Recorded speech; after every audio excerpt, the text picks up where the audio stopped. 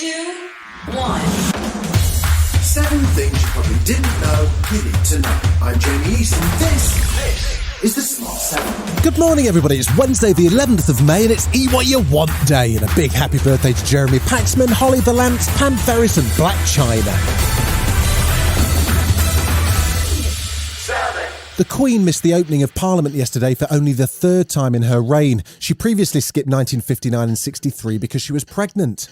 It's understood she watched on TV as Prince Charles, along with Prince William and Camilla, did the honours at the formal state opening of Parliament, accompanied by Her Majesty's crown, which travelled to the ceremony in a separate Rolls-Royce. Her Majesty's government's priority is to grow and strengthen the economy and help ease the cost of living for families. There were 38 new bills listed in the speech, laying out government policy for the next year, including a levelling up bill, a transport bill and a commitment to Ukraine. In these challenging times, Her Majesty's government will play a leading role in defending democracy and freedom across the world, including continuing to support the people of Ukraine. There was also an online safety bill and a Bill of Rights, but no specific mention of the Northern Ireland Protocol.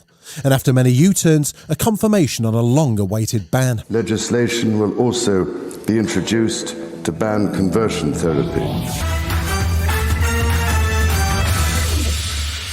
Once Parliament was formally back in business, the reaction to the speech was mixed. The bills included the Brexit Freedom Bill, which is designed to permit a bonfire of EU red tape, but Labour leader Sir Keir Starmer didn't seem to be impressed with the policy agenda as laid out. This thin address, bereft of ideas or purpose, without a guiding principle or a roadmap for delivery, shows just how far this government is from that. Boris says the government's focused on growth and simply can't spend its way out of the cost of living crisis. But be in no doubt, this is what I think everybody in this country needs to understand.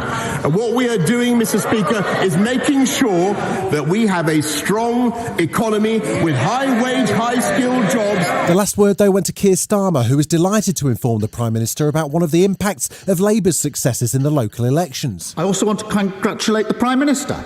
He's achieved a new first. The first resident of Downing Street to be a constituent of a Labour council.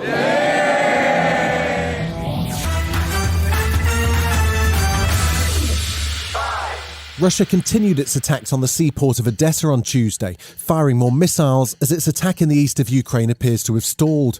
Ukrainian forces also appear to be gaining ground near the second largest city of Kharkiv as they push back Russian troops. Ukrainian President Zelensky called for help in clearing the Russian blockade of Odessa, which has led to silos full of wheat, grain and corn stranded, and which could lead to food shortages around the world. Without our agricultural exports, dozens of countries in different parts of the world are already on the brink of food shortages. Meanwhile, US Director of National Intelligence Avril Haines, testifying before the Senate, warned that if Vladimir Putin feels there's an existential threat to Russia, he could escalate his nuclear threat. But she says overall, he's still sticking to Plan A. We assess President Putin is preparing for a prolonged conflict in Ukraine, during which he still intends to achieve goals beyond the Donbass.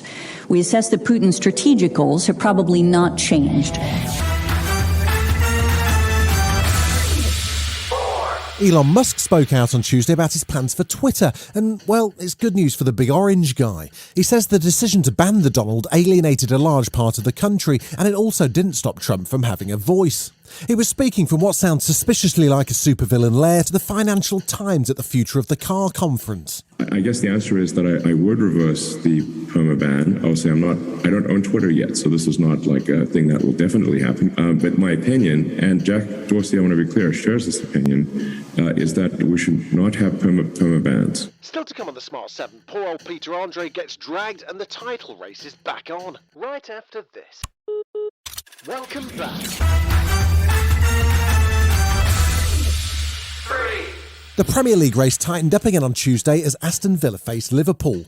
Jurgen Klopp's men managed to turn around a game in which they went 1-0 down after 3 minutes to a 2-1 win and all 3 points. But it still leaves them with a game more played and behind City on goal difference while City play Wolves tonight. We knew before the game we have to play, and that's obviously not easy, but you have to get in control a little bit of the game. From the moment on when we did that, it was fine. The problem was just that we conceded that first goal. That's obviously not in the plans. With 1-1 it was fine, and then step by step we could control it. Man City have added a significant reinforcement for next season with the official signing of Borussia Dortmund striker Erling Haaland. Before the news officially broke, Pep Guardiola teased the press just a little. I would love to talk honestly, but I can't.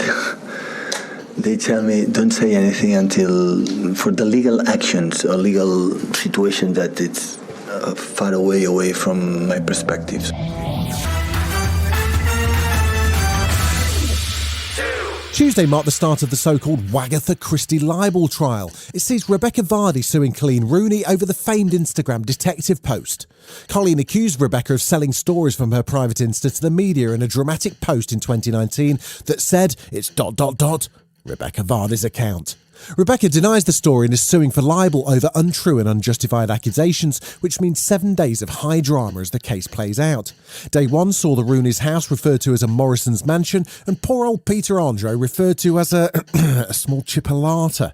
Sky News reporter Bethany Mills was in court. As far as money goes, these people don't need to win any money, and that's lucky because they're not going to. This is all about, damages. It's about reputation. Watch out for a daily update from the Smart 7 each evening while the trial continues.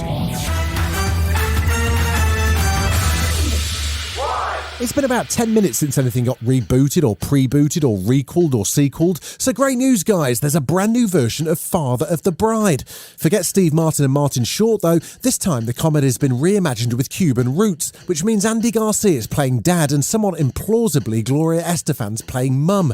The first trailer just dropped and it streams on June the 16th. Sophie? She's not here yet.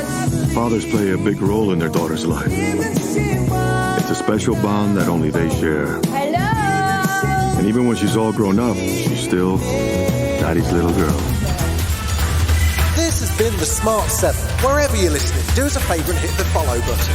We'll be back tomorrow at 7 a.m. Have a great day. Written, produced and published by Daft Doris.